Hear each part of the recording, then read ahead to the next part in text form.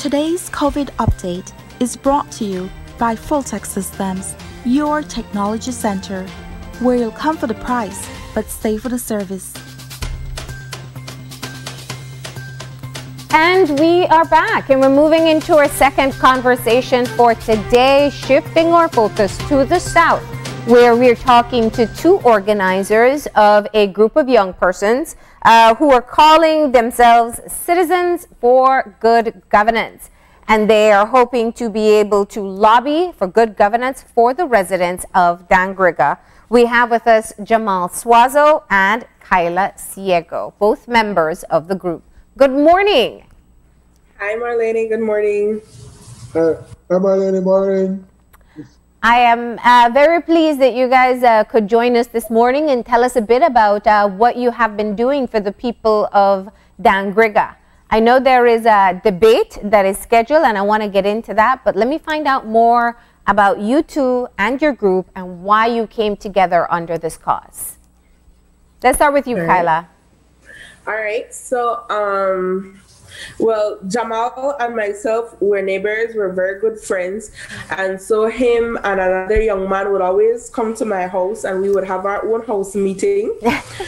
And we would talk about different things happening in Dangriga, development, the young people, economic development, and of course, politics. And so, just recently in September, as we know that election was imminent, I had asked him, well, what is it that we could do to kind of spark some interest on a different level of discourse around political engagement? And we are both a part of a youth and politics kind of project, or civic project. And so we decided that, well, we could do a debate, we could organize a debate. And so we called up a few other young people that work in the community with children, with youth, with culture. And so we decided that we were just gonna form a committee and invite these candidates and to see how we could pull this off in doing a debate now. So our first meeting was the 10th of September. And so we've been meeting weekly since then, trying to organize. We sent out invitation letters to all three candidates, being behind them where we needed to get confirmation of their participation, working along with a production company, Southern Belize Media, trying to get it all organized. And so we came up with the name Citizens for Good Governance because our mission really is to hold those that we elect accountable for what they say they will do, because we need more development in our constituency. We need more progress to happen in Dangriga. And so that is our motivation, really. Awesome. Jamal? And so, like Kyla mentioned, that this is Citizen for Good Governance is a community effort. We were able, myself and her, came up with the idea because we have always talked about the limitations of governance within our constituency. And we always talk about how people are not participating, how people are not engaging, like why people just post and nobody really do anything or engage in the democratic process. So we decided to come together along with, like Kyla, as Kyla mentioned as well, as a group of young people in Dangriga who have experience or want to be engaged in political governance and our constituency to carry political discourse to another level. So we came together and we found the Citizen for Good Governance, which is basically a group to represent Dangriga constituency to inform our the residents of what they need to do to ensure that good governance takes place in our constituency and across Belize. Now, this is such a buzzword around election time when we talk about good governance. And it means, it has one meaning, but unfortunately, I don't think we talk about what it means. What does it mean for you? When you say you want good governance for Dangriga and for the residents of Dangriga, what are you hoping for? For me, I am hoping that we could have a vision of the kind of community we would want to live in, where people are healthy and happy and able to live quality lives, where we have access to the basic services that we need, where we are able to flourish. And so for me, good governance is how we as a people look at what our needs are. We've identified who the people are in our community to lead that charge, that they will be leaders of integrity, they will be community driven, that they will be purposeful in their actions and really work from the mission of creating a better community for all of us. So they will address the needs in terms of land access, housing access, educational support, creating a viable economy. There we boast about our culture. How are we capitalizing on our culture, the resources that we have? So good governance for me is looking at what our needs are as a community, leading the charge to helping us to meet these needs and creating a quality of life that people could, that is decent and that we can survive. And you are doing this all for the development of the constituency. Yeah. Now, go ahead. So, all right, next. So, in like to add on to what Kyla is saying, that in terms of good governance, we need to, for Dangriga, we don't understand, many people in our community and within Belize do not understand what is in the constitution or how can they support us in terms of developing. So it's like we're going to do an education campaign like that should have been done a long time ago to take away from this disenfranchisement and to ensure that Dangriga, because we have faced underdevelopment for multitude of years, and we need to ensure that we have proper representation, because it's not just the other day or the just previous election that Dangriga has been facing lack of good governance or lack of proper management. It's a long-term effect that we as the young people from Citizens for Good Governance feel that through this effort we could ensure that we have proper governance for our community. Mm-hmm. Now, what is the atmosphere there in Dangriga? You are both two young adults. And it seems that you're like-minded people and a group of others who came together because clearly you didn't like the direction as to where the discourse was going. Are people paying attention to candidates and manifestos and track records of deliverables? Are these parts of the conversations that are taking place? Or are you hoping to shift it in that direction? For that, in terms of the short term, we believe that through this Citizen for Good Governance being that we're formed in September, we believe that we could shift probably a sector of the society, or even make a dent. But with CGG, we want to ensure that it's a long-term effort. This debate that we're going to do is only a short term. We're only going to do this. This is our first step in terms of educating our community. And the community feels at this time, I rather before and during the course of our efforts, I feel a sense of disenfranchisement amongst our community members. So I believe that something like this was necessary because many of our residents are saying, I don't need to vote. Why should I participate in democracy when really and truly we will not receive anything as a community? Or why should I even care about this, because this doesn't really mean anything to me. Yeah. Any of them become elected, like what does that really mean for my life? So through this effort, we hope to change that level of disenfranchisement within our community to ensure that people do want to be engaged in the political governance of Dangriga. I think also just to add, Marlene, is it's always an unpredictable situation in Dangriga when it comes to elections.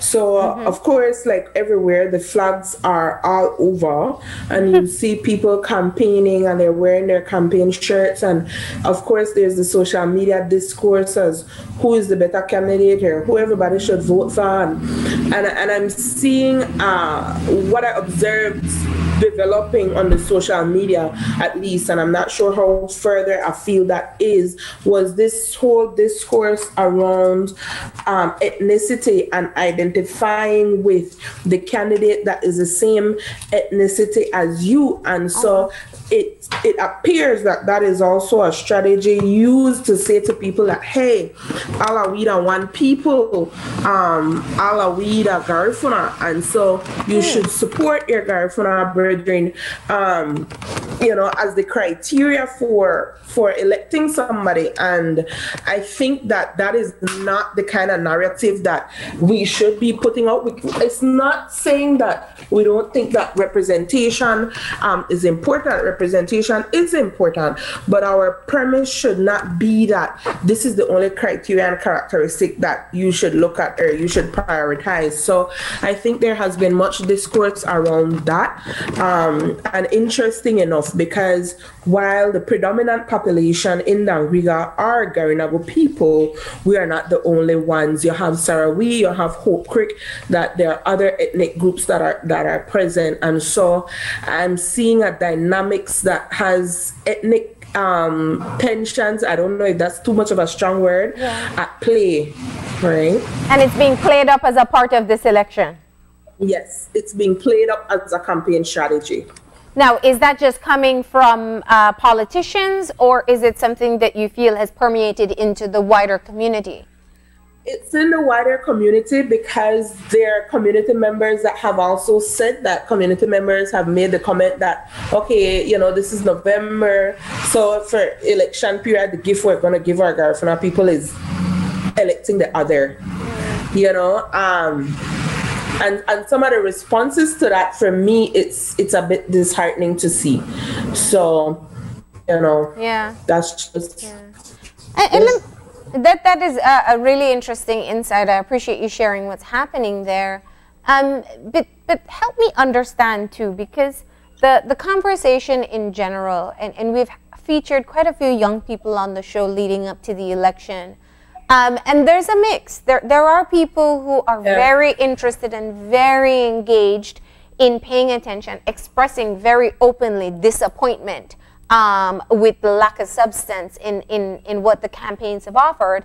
And then there are others who just perhaps are not as interested. They feel that there's no difference between what political parties do. They feel their vote doesn't matter. What is it like for you guys there as young people? As young people, we feel rather just that we feel as citizens for good governance, we feel like it's just, we have to be engaged, that we need to be engaged, and that it's necessary that we be engaged. But some young people are, some, not all, some are trapped in this, why we have to make a little money for that day, or certain type of statements like that, like they said, only time we are sitting ballet for this election. And that's how they feel about politics in that regard. They feel about, we just have to come up for that day. But that's how young people feel most of the time. Like, this not really matter. These are us, like, let's make our $500 or $100. Let's see how much we can come up with before election is over. So that's how some young people look at this election process before November 11th. And that is the reality of many people. Like, not only young people just say, I get $100, but that needs to change. It really needs to change. How do you feel when you hear people say things like that? I feel rather discouraged that we have a dynamic constitution, a dynamic democracy that work better with citizen engagement. I feel rather discouraged that we need to fall back to just getting $100 or $50 and feel like we could be exploited to that level, just to be satisfied that the politicians did do something for us before they're elected. So I believe we need to be, I feel discouraged, but I see possibilities for success and for improvement. I think for me, Marlene, there's a lot of things that I don't know if it's just the politician or is the politician and the people have created certain dynamics, right? And this whole culture of dependency, and that the minister has to give me this and all of that, it's disheartening, because it also creates this atmosphere where the minister feel like you have to depend on me, and then you have to be in alignment with me. And that's why we have so many political victimization in the country.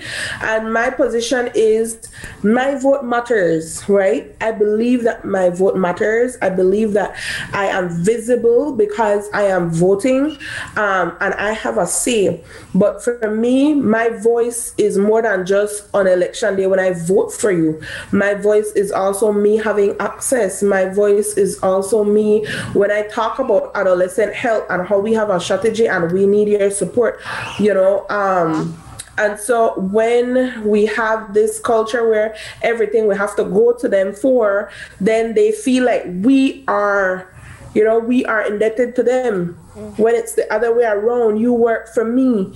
So also you have to be working on a level where it's across the board, where it's not just on a personal one-to-one, but also community and taking care of the community, you know. So I mean, I have mixed feelings about it. I'm not gonna tell people not to take the money because these are hard times, and of course, nobody refuses money. But don't let that be just you're satisfied with that. You know. Still be a part of the process. It's encouraging to hear how you guys are thinking about what you want for your community. When you look at the needs in Dangriga, what are some that just jump out to you? Some of the missed opportunities or areas that you just know you would love to see tackled? I know, Kyla, you spoke of adolescent health and reproductive health. We know teenage pregnancy is an issue down there, but there are other things as well. I think definitely what is glaring at us is just employment. We were having a discussion the other day about like the factors that pull young people or people on a whole outside of Dangriga going into other areas for employment. I mean, myself, from I left there to come to school some 12 years ago, I've never been back there to work in a formal institution or structure. I've always been away. But definitely my heart is there in Dangriga. And so that's why I continue to do community efforts there. But employment and decent work, we know that that is one of the sustainable development goals. People having opportunities to have decent work. When you are able to work, you are able to take care of your family. And so unemployment is a huge issue. We talk about our culture and the diversity of our culture, but we really, the vibrancy of it, we only feel it in November, you know. And so there's a lot of economic activity happening in November. But what about from December to October? What are we doing to develop the community so that people could continue to have that jobs and livelihoods and all of these? So just those two I will mention in terms of that's glaring. Jamal, is the same for you or anything different? Yes, in terms of the main thing I see as a problem is employment, like Kyla mentioned, that many of our people don't have jobs or don't have anything to sustain themselves or sustain their households, which put them in a difficult circumstances, which lead to gang violence, will lead to people going into gang robberies, people feeling impoverished, poverty. Many people are just disenfranchised because they do not have any access to income or any access to the necessary support structures to ensure that they could develop fully. Because in Dangriga, we have a limited access to public service. Many of the public service are outside of our community. We have to go all the way to Belize City. How can a person travel to Belize City or Belize, eat for that day, come back and spend a day? Because basically they don't have money to do anything. We don't have enough resources in our community. So I think a main factor in our community is employment that needs to be addressed and creating an atmosphere for entrepreneurial development. Well, I can hear what you guys will be looking out for tonight. So you have not just gotten together to talk about what you, the young people, are hoping can become more of the conversations around election time, but you also organized a debate for your area. Now tell us about that, and what was it like trying? I mean, you saw the failed attempt that we had here in Belize City. So tell us about what your experience was like. Um, I think from the time when we banded together, we were like, okay, how are we going to do this with just what your effort is and your effort is? Because we don't have any funds, right? So we don't have no money, and so we're just like asking out of for in-kind contributions, like you could do this to me and run this errand. And so when we reached out to the candidates, we had like one candidate that immediately responded, and he was like yes. The other two candidates, we had to be like behind them and calling them and stuff like that. And when we got like some of the feedback, so we had two candidates on board, and the third candidate we're just waiting, and it was a bit discouraging at that point, because then it's like, okay, you all want to represent us, but why is it that you can't all speak to us on the issue at hand so that we could evaluate side to side each person? So that was like part of our first obstacle. And so when I went back to the team, I'm like, okay, this is the feedback we had to get. What we do next? And everybody, they're like, we will proceed. We will go ahead because we are creating this space for ourselves. We want to talk to you guys. We want to bring the concerns of the community. We want to hear what you will do. And that was a lot of motivation. So this team really had a lot of motivation, a lot of drive, and everybody pulled their networks and be like, okay, well, I could ask this musician so that we could use this. I could borrow this space. I could borrow this equipment. And there are people who have contributed to us in kind. They said, we like what you're doing. We encourage you. How could I support? I'll lend you my mics, and so it's been overwhelming. Well, it shows that people identify with your cause, that what you want, they want as well. Yes. And that's really encouraging to hear. And so the debate tonight, was it a challenge? I know you didn't get all three representatives. You have three people who are on the ballot. You have the UDP representative, the PUP representative, and the BPF representative. However, there are only two that will participate. Tell us what happened there. We basically we sent out invitation to, like Kyla mentioned, to all three candidates, and at the deadline for the invite, only two of the three accepted, but we still made efforts to reach out to the third candidate, which we did not prove successful at that time.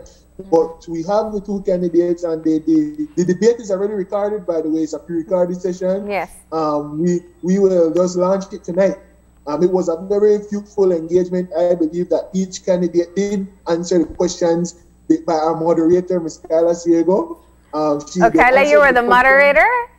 Yes. Okay. Yes. They did answer all the questions, and they were respectful to each other. They understood the importance of the debate, and they were clear, and they justified their points. And they stuck within the time limitation, and I believe that the Riga residents are really be impressed by what has been produced. Yeah, I'm super excited, and so we have it streaming tonight on our Citizens for Good Governance Facebook page, on the Southern Belize Media Facebook page, and we're trying to get media houses, and we're still trying to figure out the cost to air it on these media houses. So we have a couple hours to get that in. We're still taking sponsorship support. If anybody wants to help us in trying to cover these costs to get it the national media houses tonight, well, they could contact me at 615-1226 if they would like to contribute to helping us pay for the production to get it. So the debate is about like just under 2 hours. It's 1 hour and 45 minutes. And it's produced by an excellent young person.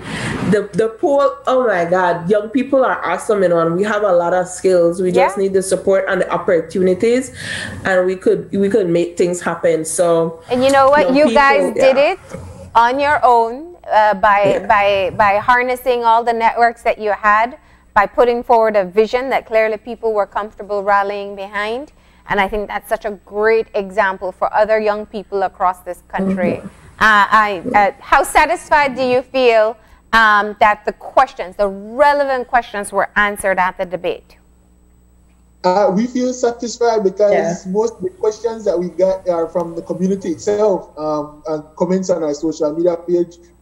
People just sent in questions and they published. They said that this is what they want to answer, and all of them we vetted them, and all of them were relevant to the discussion, and they were relevant to Dangriga specifically.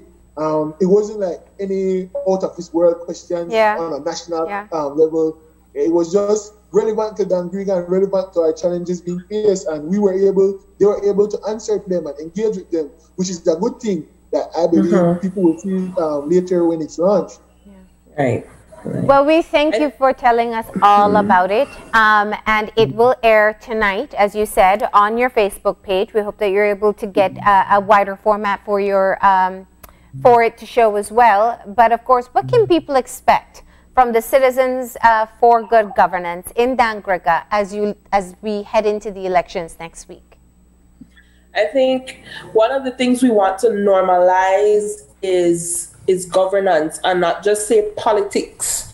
We want to normalize leadership and what leadership should look like, and how we meet the needs of the community and have that direct conversation.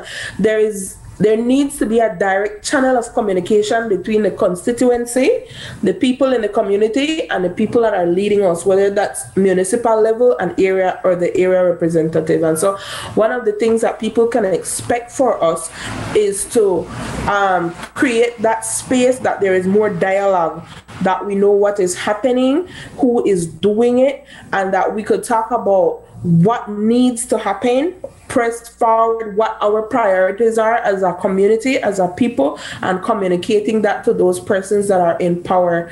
We have municipal elections coming up a few months from now, and so we will be doing the same exercise. I mean, I put it out there for now, so that whosoever want to run, they know that we will be coming and asking, and so we could pay more attention to these things, you know. So that's part of what I'm looking forward to. Anything else, Jamal? No, nothing else. I would just like to tell everyone to just stay tuned for later and follow us on our Citizen for Good Governance page, and whatever, thanks to all who have supported us and everything. That's all I would like to say. Yeah. Well, this has been a wonderful conversation with you guys. It's always great to see people being movers and shakers in their community, and so we really wish you the best of luck. Stay the course, and of course, stay safe as well during this time. All right. Thank you, Marlene. All right. So remember, you can look out for the debate of the Dangriga representatives for the PUP and BPF tonight at 8. It will be on the Citizens for Good Governance Facebook page, and you can follow along and see how that goes. We're going to go ahead and take a break, though, and when we come back, we'll be continuing with our Meet the Candidates segment, and we'll be joined by UDP Standard Bearer for Port Loyola, Philip Willoughby. So please stay tuned. This COVID update was brought to you by Fulltech Systems, your technology center, where you'll come for the price, but stay for the service.